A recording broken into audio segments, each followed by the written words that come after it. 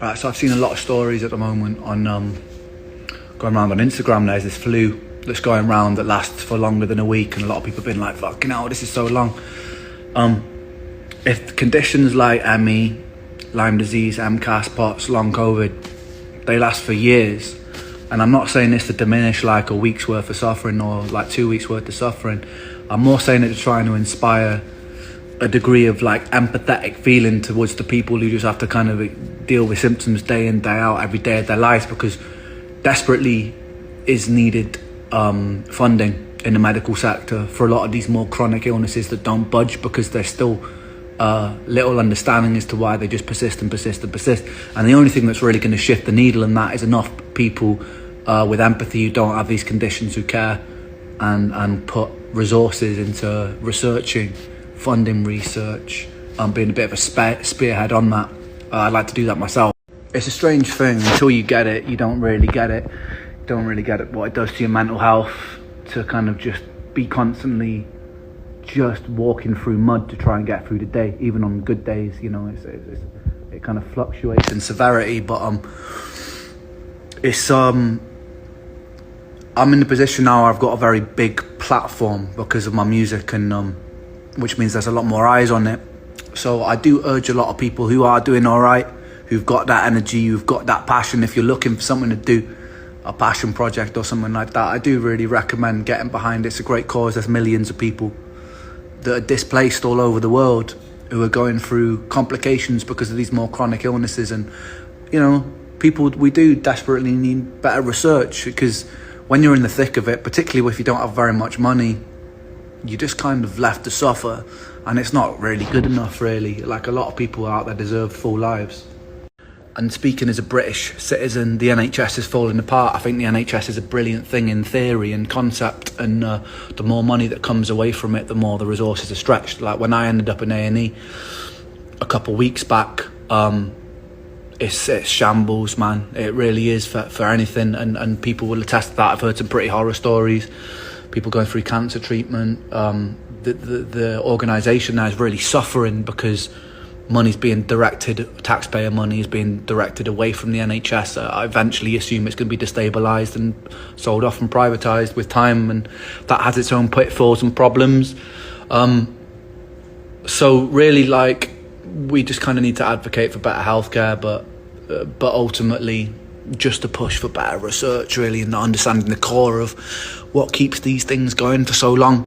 And the medical industry comes with a lot of its own pitfalls because of a profit before people mentality. And I've spoken to a lot of doctors now, either in the UK or over in the States and Canada side, and there's some pretty, you know, like, there are a lot of these medical companies who are becoming monopolies now, and they're making it a lot harder for even like natural supplement companies to run, because you have companies like Pfizer who are buying patents for a lot of treatments, or even simple vitamins and stuff like that, and becoming the mono source of where you're going to get these. And when you eliminate competition from a free market, you can basically dictate the price, and you can it's fucking criminal, really, what they're getting away with. A lot of these big companies claiming to be working in the interest of healthcare and stuff like that. I feel like that profit before people, you know, maybe has its place in certain businesses. It should be divorced from the healthcare sector, man. Like, these are people's lives. They're not fucking profit margins. It's people's well-being. It's people's lives. People are dying.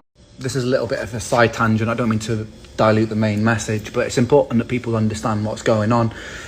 I also spoke to some the problem with private healthcare in some instances as well. I was spoken to somebody who was working over at a clinic over in Canada, and they said that the doctors would recommend not necessarily the best treatment for the patient, but the one that would make the doctor the most money. And that's happening in a day-to-day setting. So someone comes in, they go, oh, you're going to need a spinal fusion, when they don't need a spinal fusion, because a spinal fusion is going to make them, the hospital pocket, an extra grand. That's something that is happening, not everywhere, but it's one of the dangers of when you then start getting private. I feel like state-owned healthcare is a good thing, as long as the state is good.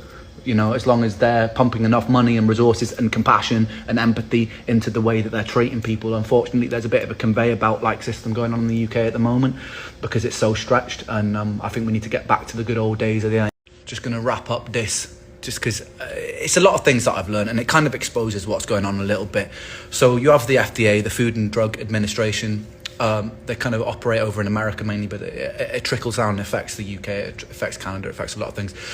And they're making it much harder, a much harder criteria for natural health supplement companies to exist, things that are really helping a lot of people.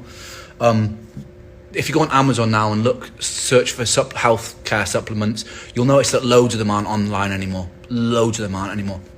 And a lot of them are dropping off the shelves like flies because they're struggling to compete and exist, because they have to go through these stringent regulatory testing services, which are really expensive, and a lot of them just crumble under the weight of it. Who suffers then? And that's disguised in the name of, like, you know, the safety of the people, but who suffers there at the end of the day is the people. And the FDA is probably in bed with these bigger companies, you know. And a lot of these drug companies are lobbyists within positions of government, within the private healthcare sector. It's no secret that, like, drug reps will come over and buy some fucking doctors' fancy meals and stuff like that. They get cash kickbacks for prescribing certain drugs over other ones. So it's all kind of skewed. When profit basically gets involved in the healthcare system, we don't get an accurate, true picture of the best possible treatments, and we don't get access to the best possible research, because if you can keep someone on symptom suppressive medicine for their whole life, that's more lucrative than a cure, right? So I think we just need to fuck off profit before people in healthcare, make it state funded, but with empathy, with compassion, and you know, look, that'll make more money for a society anyway, because healthy people, if you're looking at it in a capitalist sense, are good workers. So fuck it.